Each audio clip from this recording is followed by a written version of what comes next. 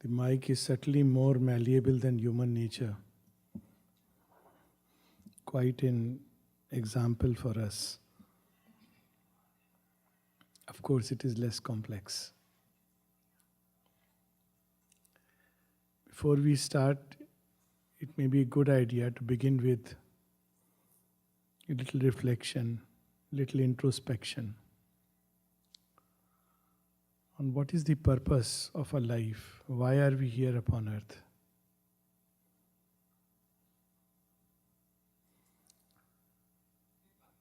Sri Aurobindo reveals this beautifully in one of his poems, A Vision of Science.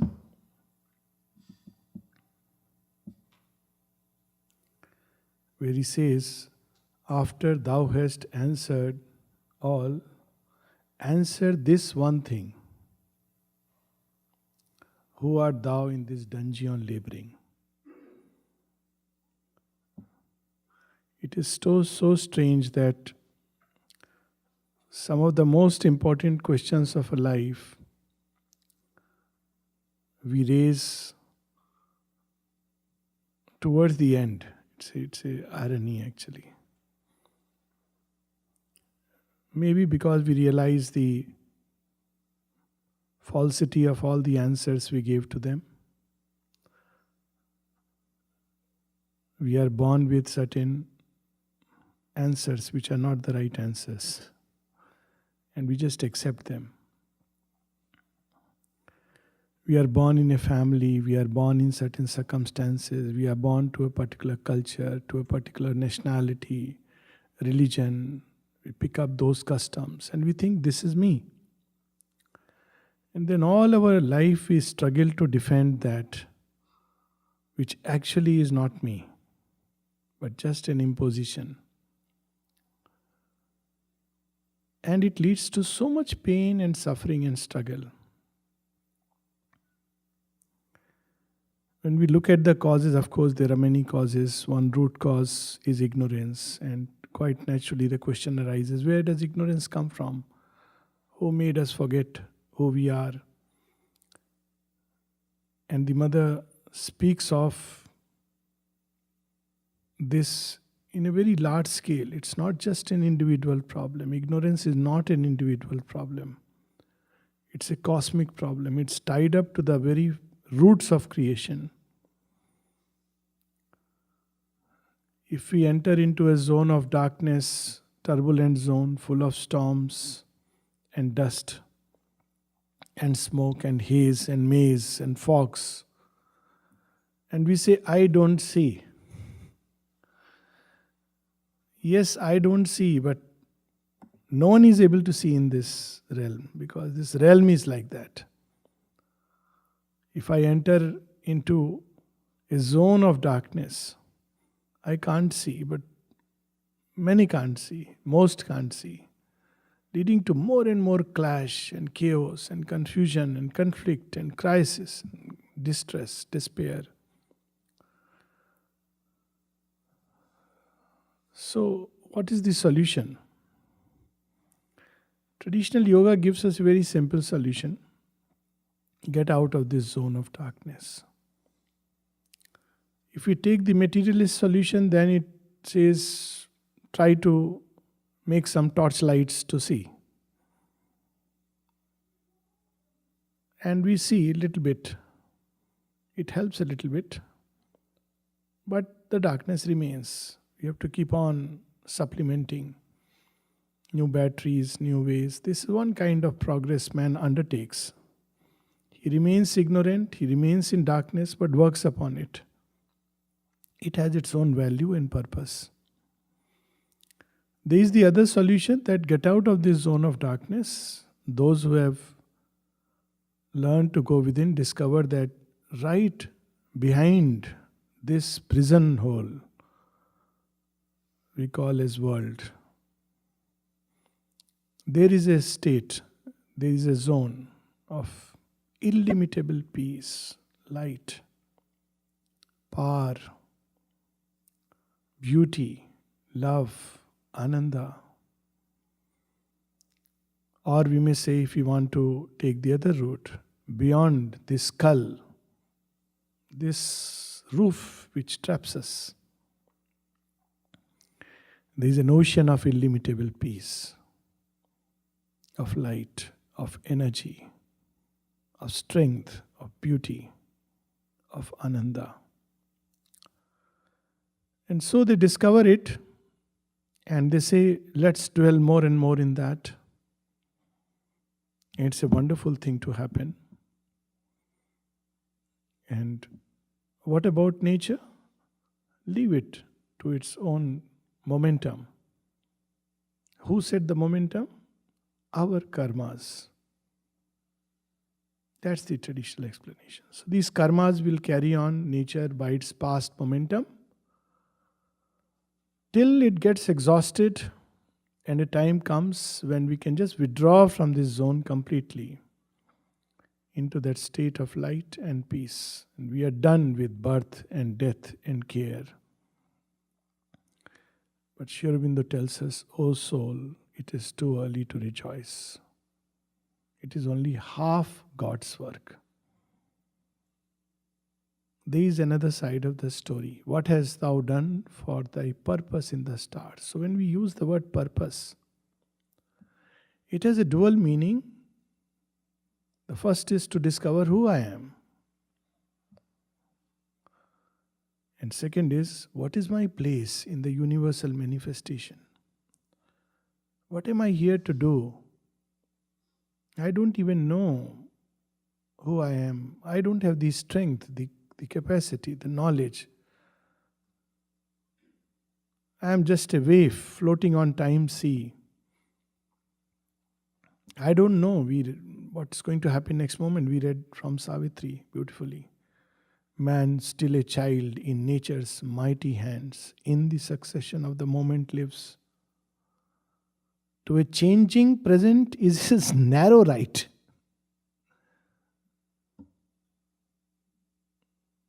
So then awakens in us the deep aspiration. We want to make sense of all this play. Is there something that can be done about it? Or the only possibility is to escape from this zone which somehow got created, and I don't care how it got created. My task is to escape. But Sri Aurobindo would remind us, escape, however high, redeems not life. Escape brings not the victory and the crown. Escape is not victory. We already were there in that blissful state. There is a purpose why we have entered into this dungeon, and there can be only purpose why children of light would enter into darkness. It is to illuminate. Why portions of supreme consciousness would enter into unconsciousness, to make it more conscious. Why love would leap into the abyss, to heal division, hatred, distrust, to create harmony. Why children of immortality would plunge into the domain of death, to convince death that its ways are otiose, to ask it to change. We don't need death anymore. So this zone which we see here is a mixed zone. On one side it is created by the action of what Mother has spoken of as the four great asuras. We know that story, how it plunged into inconscient, and it was the birthplace of the four great asuras, and we can see their action in our life. Unconsciousness. When we look back 5 years back, 2 years back, sometimes 2 days back, we see how unconscious I was. I didn't know. What am I doing here? These are big questions, even simple things. How unconscious? And it's a measure of our progress. If we don't discover that how unconscious and stupid and foolish I was 5 years back, that means we have not really progressed. If we really believe, oh, I know, then where is the progress? As we progress, we discover how stupid I was. And the sign that we are not progressing is we say, this world is stupid. Everybody is fool. I am the only wise man. So that story of the wise man of Gotham is really a mini satire. They are wise men, but they don't know. So that kind of wisdom has no use. Unconsciousness. Because of this unconsciousness and darkness, we are not able to see our true reality. In darkness, we can't see. Sometimes, in total darkness, we can't even feel our body. We know it just by a kind of vague sense. So, darkness, death, which creates division.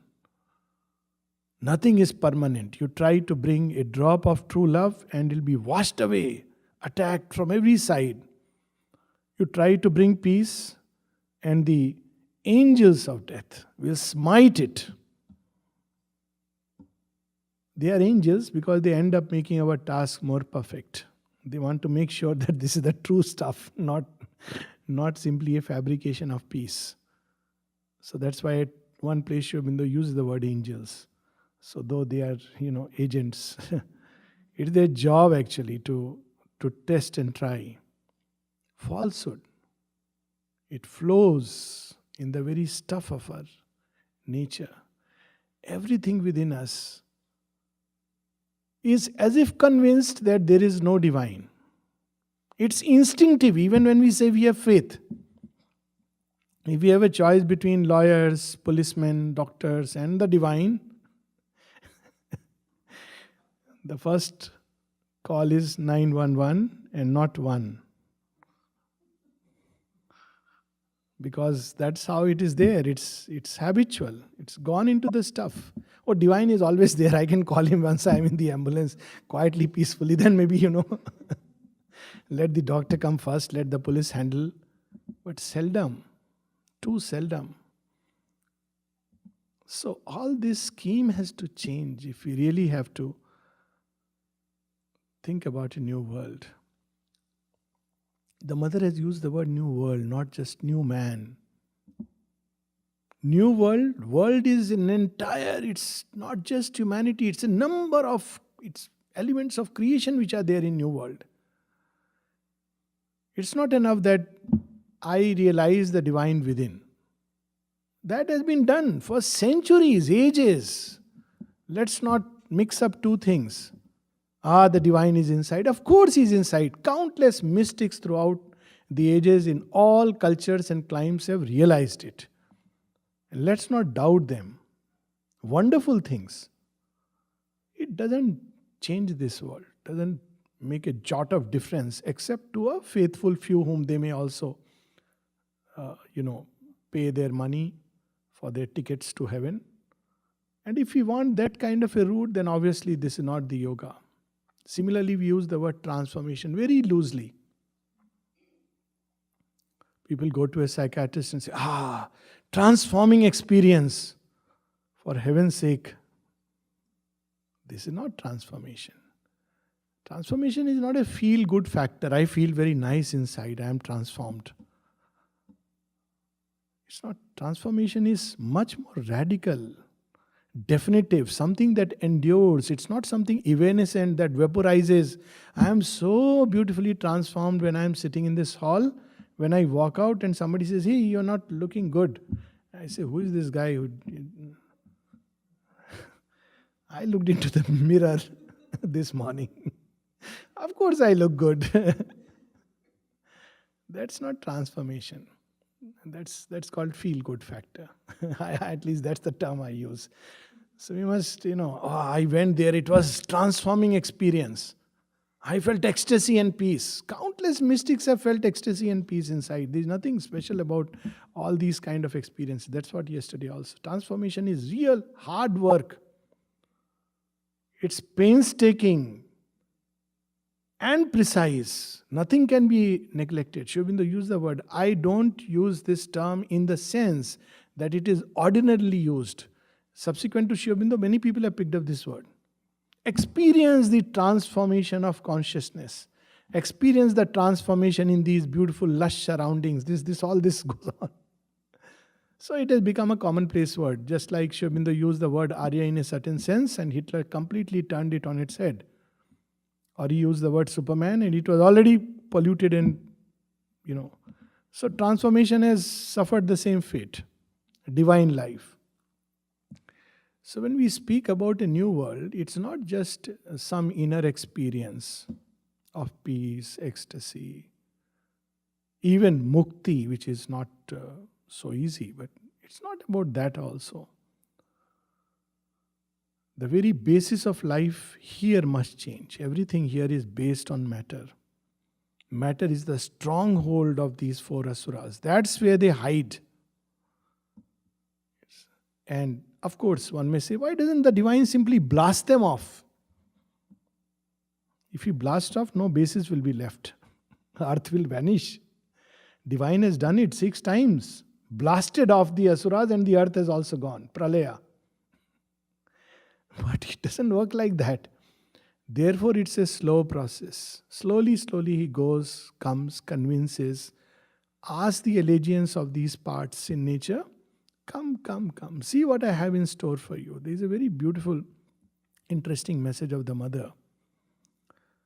In 1958, soon after the supramental descent, see how much she had to do. It's not so simple as creating a new world by some kind of a, sitting for meditation. It's a very long process.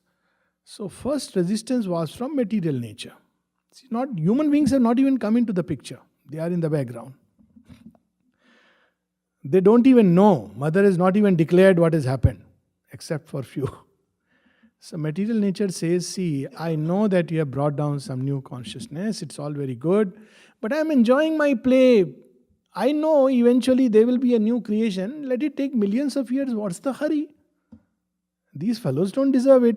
They are happy with me and I am happy with them. Let me play. For nature, we are puppets. Man's still a child in nature's mighty hands. It loves to play with us. Tom and Jerry. So, what mother does, it's one of the unparalleled, events that have taken place in the spiritual history. See, lot has happened after 56, we don't know. At one time, I almost thought that I'll write something on this. What happened after 1956? We speak about 56. One of the things was 58, mother identified herself with material nature. Said, okay, come, I'll play this game. In old times, some of these Puranas, this is mentioned as a symbolic story. Sita identifying with material nature. But she is that power. And who knows it? The Asura knows it and the gods know it. Others don't know that she is the supreme power. So Asura wants to possess her. And the gods also know. They know she is the supreme power and they are waiting for that power to unveil itself. So she identifies with material nature and says, let's play the game. So she plays. And what she does is, during the game, slowly, she starts introducing the new consciousness. Small doses, homeopathic doses. But we know how powerful homeopathy can be. And so it can kill also, by the way. People think homeopathy is all good. It can kill. Sri Aurobindo's words. Because it is very powerful. It's anything which can do good can also do its opposite. So we should not just think, oh, it's nothing but sugar-coated pills which will help me. Wrong usage, wrong dosage can create chaos and havoc on the system. So she starts introducing in the right doses, like the perfect homeopath. And after a while, suddenly in material nature, it discovered that, it's good. This event is in 1957. She reveals it in 58. So she discovers, it's good. It's not annulling me. It's making my play more interesting, more beautiful, more powerful. It's like from 5-day cricket, which had become boring, it's now gone into T20. Wow, I can play at a faster pace. Greater rhythm, more harmony. It's something wonderful. So she accepts the new consciousness. This was the first step. At least what mother has revealed. There may have been many others. And then mother gave this message. Oh, mother, material nature, thou hast accepted to collaborate. And there is no limits. She has accepted to collaborate. Then somebody asked, what does it mean? Practical implication. She says, now everybody, every child who comes, who will take a human body or any body, any creation is based on this material nature. This is the base. So there will be she doesn't use this word, but there will be a chip of new consciousness introduced into it. Our very DNAs will change because material nature has accepted. It has agreed to accepted the new consciousness, so it'll put its own bit. It's add that flavor, and that flavor is a flavor which will change everything. So this was one step. Then she had to prepare the gods, another difficult creatures. They love to be worshipped. They are all with their hundis. And they love their devotees who come and ask them, and the gods give them to the extent they can. When they cannot give, it's your karma, your problem. When they can give, it's. So we end up, so she had to convince them, look, you really like this worship. So she starts with the great gods. She tells Durga, do you like this? All this worship and all this? So Durga says, I don't like, but what to do? My devotees don't leave me. It's there. I tell them that, look, this is not it, but they will not leave me. They will every year bring me 5 days, they will pray, have the stalls of Mahisasur next to my pandal, and after 5 days they will immerse me. But what to do? I am tied by the law of bhakti. Gods are tied by that. They come. So mother says, okay, I'll give you a remedy. What is the remedy? Why don't you surrender to the Supreme? What? Supreme? Because they are so powerful beings. This never occurred to them. They are in a certain sense one with the Supreme. So what is surrender to the Supreme? That is a unique privilege given to human beings. Because we experience at once the divinity and the fragility within us. So Durga surrenders to the Supreme and experiences the joy of surrender. That's how Mother speaks of it. Then there are other fellows. After this is done, now she must handle the Asuras. Human beings are still to come. That she has been doing for a long time, bringing them close to her. Very close. He said, all these beings were tied to my physical existence. There was a reason why I had brought them close to me.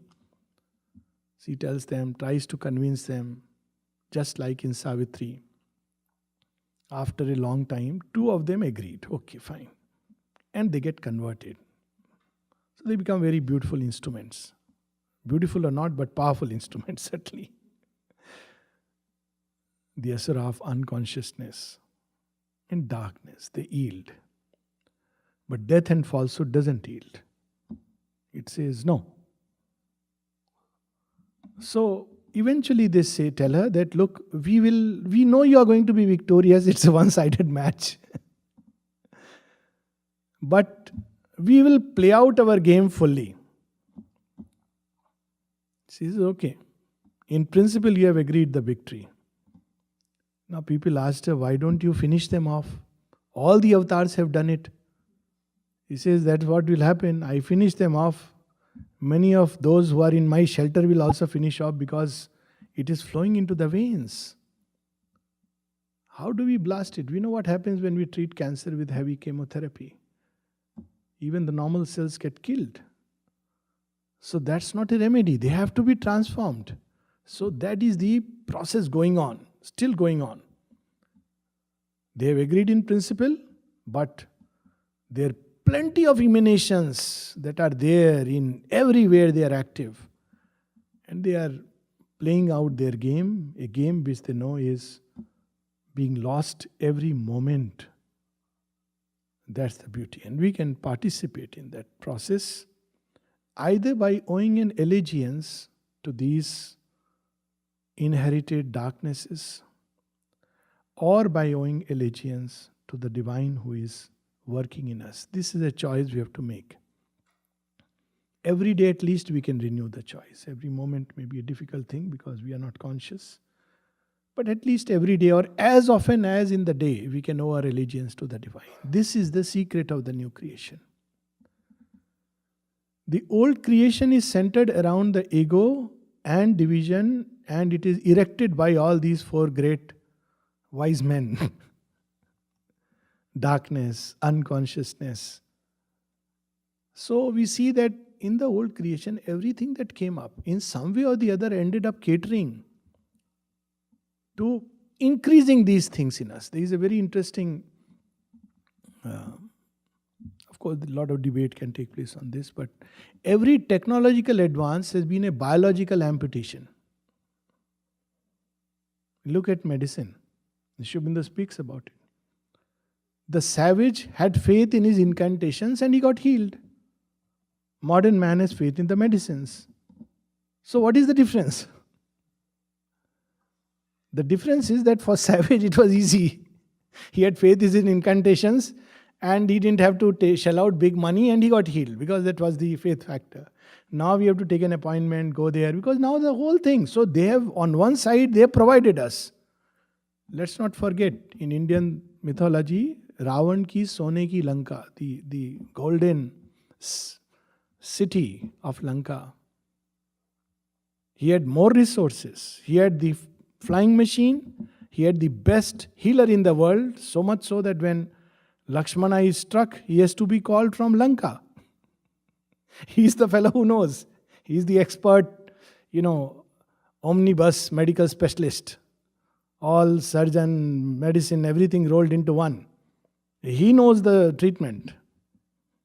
Ravana had such terrible weapons, so many things. So it creates that. And what happens? We get trapped, we are attracted, we get drawn. Oh my God, this is something too good, wonderful. And so it ends up catering, increasing our unconsciousness.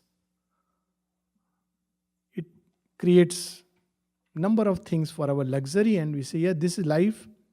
At the end of the day, we have the same problem unless God's grace comes and we spend sleepless nights in our most comfortable air-conditioned rooms. Then we have a chance, that is grace. Then we question because something comes and shakes the foundation, but we say, oh, how cruel you are. You're a bad God. But actually it's a grace. So if we look at the old world and its structure, it has catered to the ego self in us. It has catered to the great dramatist, the vital in us. The vital is always bored. It wants new things. So you see how the old world caters to it. Every 6 months, I don't know how it is here, but models change. Things change, slight variations. And then we get to that and the old one becomes defunct. So it caters to that. It's built around that. It's built by that. We need to fight. It has so many weapons that can create destruction, but very few weapons that can create harmony. In fact, practically none.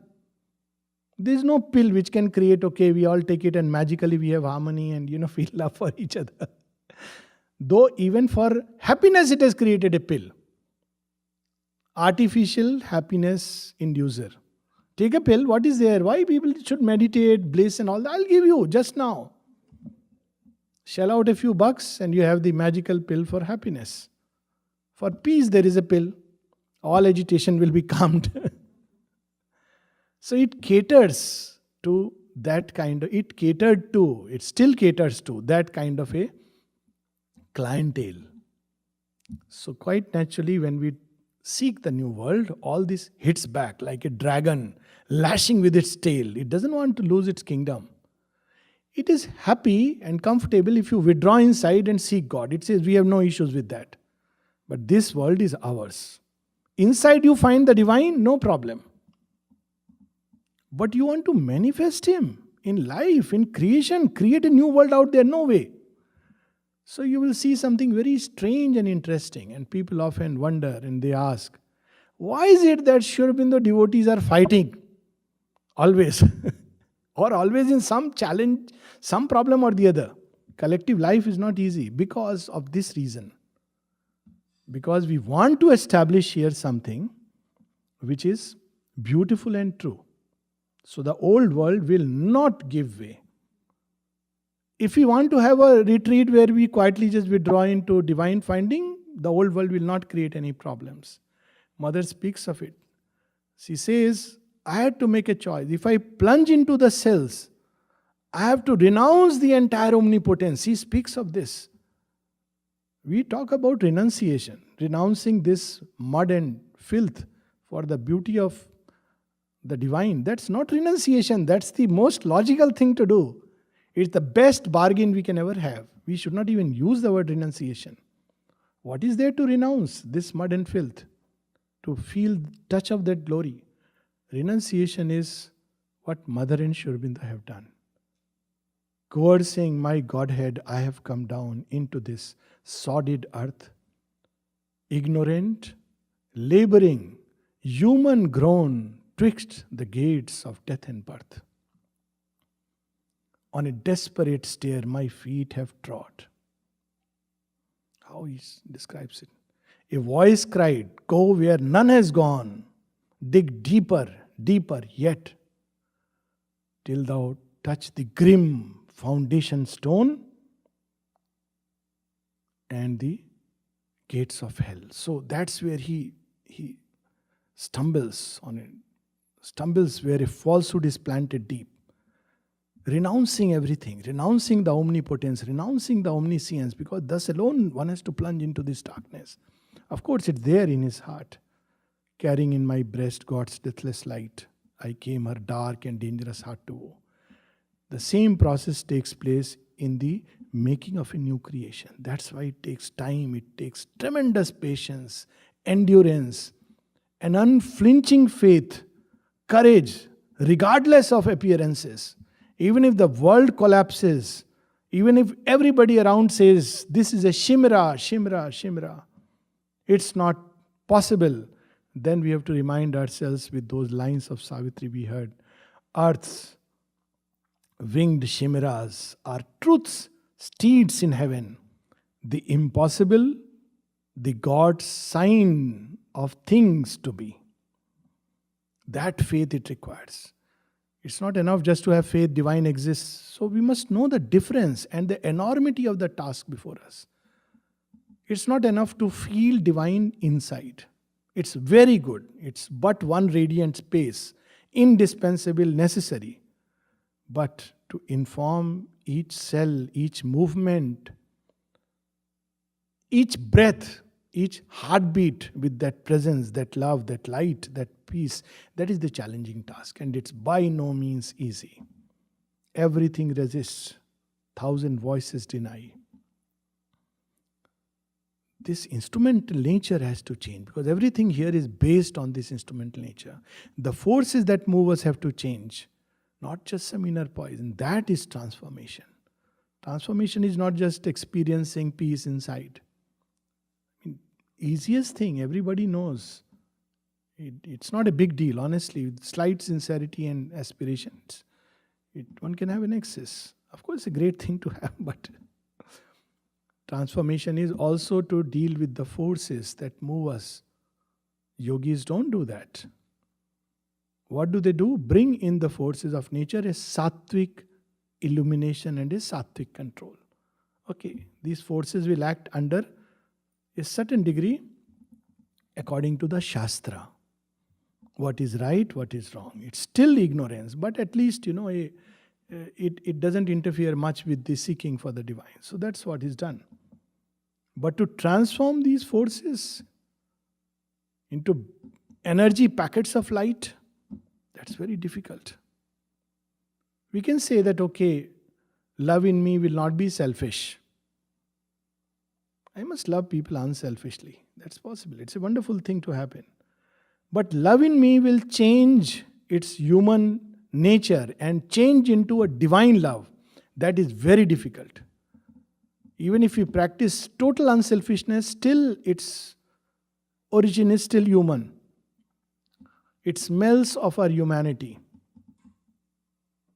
And yesterday, I think someone was telling us about how this love has to change step by step. This change into divine love starts when we have completely got rid of all expectations, including the need for acknowledgement. We love because it's a nature to love. And then it's a starting point. Then all this love has to turn towards the divine. Therefore, all relations begin to change. It's not just a change inside, it has to also be a change in the collective life. Relations have to change. the way we connect with people, how beautifully Sri Aurobindo gives us a clue in the synthesis of yoga. Of course, is based on the famous Yagnavalk who gave the Ishopanishad. When Maitreya asked him, and Sri Aurobindo says this is the basis of divine life. Why does one love the wife, the child, and so on and so forth? And Yagnavalk gives a clue. One loves the wife not for the sake of the wife, but for the sake of the self. One loves the child not for the sake of the child, but for the sake of the self. One loves the country not for the sake of the country, but for the sake of the self. And Sri Aurobindo gives us a beautiful meaning. He says, in the lower self, it's for the ego's sake. We may use nice words, I love, but basically it's to foster the ego. Look what happens when the child says, I don't care for you. Or the beloved says, someone on whom one has pined, run around the trees and all memories are there, and says, please, make your own cup of tea. Don't, that much is required, not even big things. What? You're revolting? Who taught all this? Are you beginning to go to Sri Aurobindo circles? They're spoiling your head. हमारा धर्म में लिखा है, our religion says, our culture says, then everything suddenly comes. There are many other things in culture and religion which are never touched. But suddenly when poor lady says, today you make your own cup of tea, then the entire Hinduism must defend. It's there in every religion. Once somebody came to me, a Roman Catholic, and he said, I have problems with my wife because you can't divorce. So he says, I said, what? There are things written in the Bible about what a wife should do and should not do. And my wife doesn't follow it. He even got the book and started showing. I said, look, please, I think also show me there must be a place where it is written what a man is supposed to do and not do. He said, yeah, that is there. I said, I would like to see that first. Then we can get on to this. See how falsehood and the ego wears many masks, including masks of spirituality, masks of religion, because we think that is nobody. And therefore, today's children are demolishing it. You try to give this justification. Our Shastra says so. What Shastra? Who wrote it? I don't care. Because somewhere intuitively they see through it. That, as I said, they are born with a new chip. They say, don't quote all this Shastra business, no? I know what you do in your real business. I have seen you lost your cool. You are quoting me Ramayana and Mahabharata. They have not read, poor fellows. Otherwise they'll know the richness of it and the beauty of it. They have not seen the Bible with the true eyes. That's a different part of it. But they see through the game that we play, twisting the scriptures. That's what is called the devil quoting the scripture. So ego wears 1,000 masks to perpetuate its play. Sometimes it will play a martyr. See, I have been so unselfish. How much I have suffered. We don't have to suffer. It's okay. If I have been unselfish, nice, good. Good for me. I have booked a seat in heaven. Already, I must have received a ticket.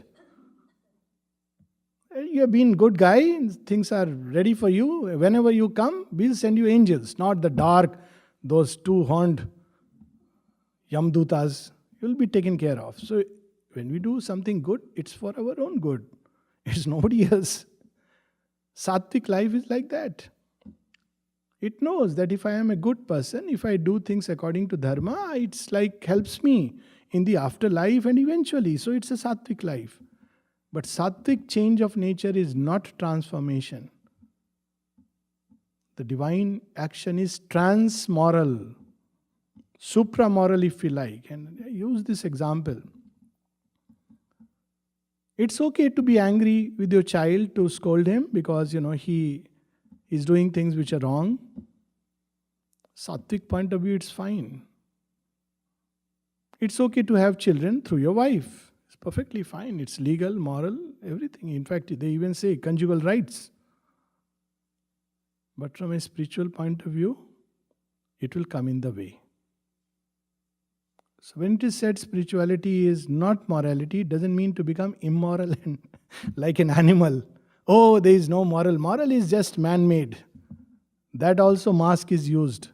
It means to go beyond morality into something much more difficult, challenging, engaging. Imagine living with your wife, loving her with the depths of your heart, but never ever violating her. Is it an easy task? Taking care of your child, nourishing, nurturing, everything. And then to set him free. Divine is carrying. He will have his own way. He'll find his way if he's not ready for something greater. So, Yagnaval gives us this wonderful clue. We can love and connect with others for the sake of the ego. We can love and connect with others for the sake of the divine within us and within them. It sets us free. It's a great liberty not to carry the burden of responsibility. This is the last surrender. Mother says, oh, leave it to me. So beautifully. Nalini, he had 4 children, we know. For some time, Sri Aurobindo would, every year, he and few others, they would go. And he also got married. Sri Aurobindo told him, it seems, Nalini, go, get married and come back. He got married and came back. As simple as that. And then every year he would go, they would all go, all the boys, for a month or so. And he had 4 children. Then once Sri Aurobindo told him that, Nalini, now I think you should stay here. So he continued to stay here. It would be regarded as, from a sattvic point of view, something which is not done, you know. When Nalnida was asked by whom? Because people complained to the mother. He doesn't take care of his children. So mother asked him, Nalini, it seems you don't take care of his children. Now see the mother's ways, to see what is the state. We can do the same thing in a state of unconsciousness, indifference, not bothered. But Nalnida says something interesting. Mother, why mother? You are there to take care of them. And she doesn't say a word. If that is the state, it's all right.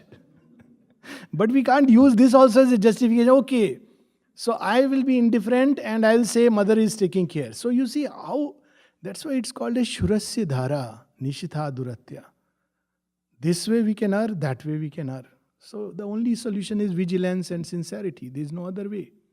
Words don't help us. That's why the Gita and Sri Aurobindo bids us to go beyond the word, beyond the scripture, written or spoken. Shabda Brahmati Vartate. Because otherwise we can be lost in the literal interpretation of words and be lost in its maze. We have to go to the state of consciousness. There is a certain state of consciousness in which all responsibility is handed over to the divine and the divine takes care of it. Why not? It's a wonderful state to rise into. But we carry this burden on our head. And then we also carry discipline in our pocket. Both. They're complementary. Every time we carry a load of responsibility, we are handed over a pack of discipline. Please keep it in your pocket, you'll need it. But New World starts when we place the divine at the center of everything. Not by abandoning. Oh, I don't want to do anything with child or wife or anybody. They have their place because the divine has brought them in contact with us, some purpose, something we don't know, and we must handle them with utmost, deal with them. All these words are wrong. Handle, deal. Probably love them. Give the love and respect that is due, simply because they are also mother's children. And so also this whole creation is mother's creation. And let us install her wherever we go. There is a very beautiful line in Kabir's mystic poem, and I will translate into Hindi. You know, very often people say that they go to holy places to feel good, get the touch of God, because God is installed there. They read the Vedas because it's secret scripture. So Kabir says something very interesting. He says, Jo bolun so ved kahawa, jahan pag dharun so tirat. Whatever I speak is a Veda. because it has said through the soul vision and in a state of surrender to the divine. It is a Veda. That's what Sri Aurobindo says. Vedas are sacred not because God spoke them, but because the soul heard it. God speaks, but mind may hear and make a mess out of it. That is the beauty of Veda. Our soul must hear it. Otherwise, it's a scripture, it's a book. We may read the Gita and say, like that movie, that, nobody kills, nobody gets killed, so let me kill with impunity. No, the soul must hear it. Jo bolun so ved kahava. Jahan pag dharu so tirat. Wherever I place my feet, that becomes a holy place. Because, for me, the divine is at that point of time there. The story of Guru Nanak, who is sleeping, and in Arabia, and somebody comes and says, look, don't put your feet towards Mecca. That side is Mecca. And he says, okay, please. So he puts his feet the other side, he sees Mecca that side. And so on. And he says, wherever his feet goes, Mecca is there. He says, but Mecca is everywhere. Mecca is in our heart. So this relationship with the world must also change. That is part of the new creation. New creation is not a disembodied spiritual state inside. It's not a withdrawal from all activities and relationships of life, but transforming them. But before transformation, informing them with the divine consciousness, keeping the divine at the center. So also the institutions must change. Sri Aurobindo uses the word, it's not enough that we do our inner consciousness is enlightened, but we do the works of Tolite. I am a doctor, inside I am remembering and offering the divine. That's why people say it's the same thing as Gita's yoga. Mother also says remember and offer, Gita also says remember and offer. But Gita doesn't talk about transforming the instruments. How would divine heal? That faculty must flow in me. How would divine speak? How would the divine write? How would the divine teach? How would the divine cook? Supramental cooking. Maybe like Shabri? We don't know. In a state in which Vidur is, we don't know. How would the divine make? We hear that the most tastiest, dish, sweet dish, is made in Kailash. No excess, We can't just pay money and get it. It's called kheer, payasam, milk with rice. Why? Because goddess Parvati makes it for Shiva. Very difficult condition. But see how this is what mother taught in the ashram. What was the first kitchen? It was basically mother and few people started cooking for Sri Aurobindo. First it was the mother, then some other sadhikas came. Lalita and few others joined, Puraniji's wife, and they started cooking for Sri Aurobindo. It became mother's kitchen. Later on sadhaks came, so it expanded from there. So much so that today in dining room also it's prasad. It's mother's force is in it. So cooking can become a divine activity, and cooking can become a totally egoistic activity where, after cooking we expect, why didn't you appreciate me? And I think 10 minutes more. So this is how we have to look at new creation, where the institutions, the activities must change, and they cannot unless the whole instrument changes. So much so that mother would tell us, and there are actual instances, Chandradeep ji, I know for one, when letters would come, he would not read the addresses, he would just pick them up and know where they have to go. Mother says you have to develop so much consciousness that you pick up just the right amount. If let's say you're doing a job of cooking, so this intuitive thing comes in many people. You pick it up and just the right amount, the right material, and you put it. Because everything has to change into a more intuitively informed consciousness. So this is the process. Institutions, our schools. That's why old institutions are breaking down. The schools have become hubs for all kinds of things except education. People are very worried about it. Because we have to have new institutions, much more flexible, plastic, wide, God knows what, they have to evolve. And it's a big challenge. Hospitals have to change. Right now they are, you know, death agents are all around, along with insurance people. So they are all around, every corner they are waiting and peeping, oh, this fellow is going to die. So they give this suggestion inside. Better quit, one bed empty, we'll have another patient who can pay more money. So, it goes on. Because the whole institution is like that. Healing space. We should have new institutions with new healing spaces. Science has to change. We have to discover ways and means by which we can build harmony, peace, bring light. Instead of energy by division, energy by coming together. Fusion, not fission. All this will evolve over a period of time. Art must change. Not starkly realism, which we saw few decades back, but the true realism, worship of the beautiful and the wonderful. Everything must change. And we have hints and glimpses in the ancient scriptures, at least in India. Everywhere we have it in its own way, where marriages were around the central fire. So Mother gave this message. At first, of course, he said that marriage is not necessary. If two people love each other, they can be together. Now it was too much. People would always wonder what love is, and So she said, wait. Before she let this message go, she gave this another message. And that is the origin of that famous message for marriage. When people want to get married, now it is given to everyone. But how to unite ourselves around the central fire of aspiration. It's not just, okay, I'll find happiness in you, you find happiness in me. If that ever happens, then possibility of divine life is shut out, because we shut the whole universe out. Forget the divine. When two people are very happy with themselves, then God says, okay, for this life it's done. Nothing more can be done in this fellow. He has found happiness. They found happiness in each other. But time to time he reminds us, no, you cannot, because they are shut into each other.